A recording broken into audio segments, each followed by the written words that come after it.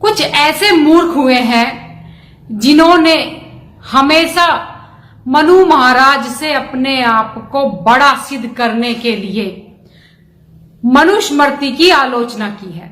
जिन्होंने चंद किताबों का ज्ञान लिया है वो भी मनुस्मृति को गलत साबित ठहराने पर तुले रहते हैं। जय हो मनु महाराज की। जी हां, मनु संहिता मानव धर्मशास्त्र, मानव शास्त्र, या कह लीजिए हमारे देश का प्रथम संविधान, एक ऐसा विधि विधानात्मक शास्त्र जो मनुष्य को नैतिक मूल्यों की, नैतिक कर्तव्यों की दीक्षा देता है।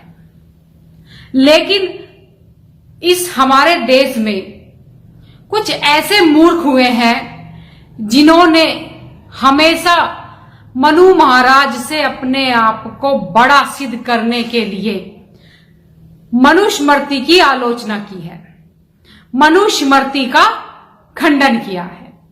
और आज भी प्रेजेंट में अगर आप देख लोगे, जिन्होंने चंद किताबों का ज्ञान लिया है वो भी मनुस्मृति को गलत साबित ठहराने पर तुले रहते हैं, जबकि उनको ये नहीं मालूम है कि ये जो मनुस्मृति है ये एक ऐसा शास्त्र है जिसमें ब्रह्मांड से लेके पाताल तक का, जिसमें न्यायिक प्रक्रिया से लेकर विज्ञान, कला, शास्त्र, इतिहास, भूगोल, हर एक ऐसी मतलब चीज समाहित है, एक ब्रह्मांड समाहित है इस मनुस्मृति में। लेकिन इनको ये जानकारी नहीं है।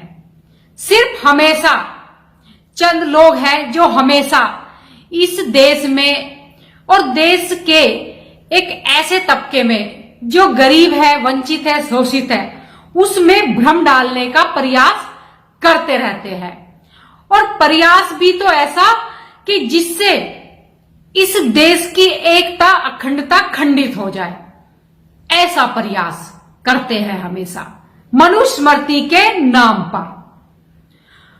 और मैं अक्सर ये देखती हूं कि जो भी महिलाएं अपनी बात निडरता से रखती है तो एक तबका ऐसा या चंद लोग ऐसे आलोचक आ जाते हैं जो हमेशा हिंदू कोड बिल को आधार बनाकर उन महिलाओं को तुच्छ दिखाने का प्रयास करते हैं।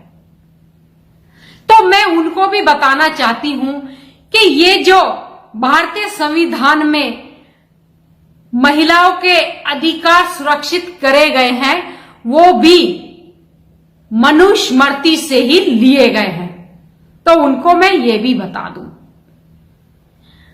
लेकिन हमेशा मनुस्मृति का अनादर इस देश में हुआ है, और जो इसको पढ़ लेगा उसका जीवन सार्थक हो जाएगा, धन्य हो जाएगा।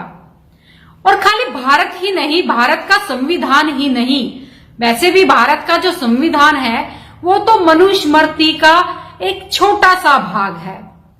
इसे तो विश्व के देशों ने माना है, विश्व ने माना है, विश्व के देशों ने मनुस्मृति की न्याय प्रक्रिया को सराहा है और अपने देश में लागू किया है।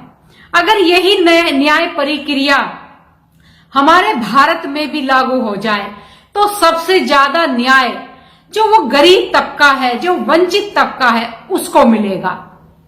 और जो बौद्धिक क्षमताओं से परिपूर्ण, सक्षम है, उसको अपराध करने पर अधिक दंड मिलेगा। तो ऐसा है हमारे मनुस्मृति का न्याय।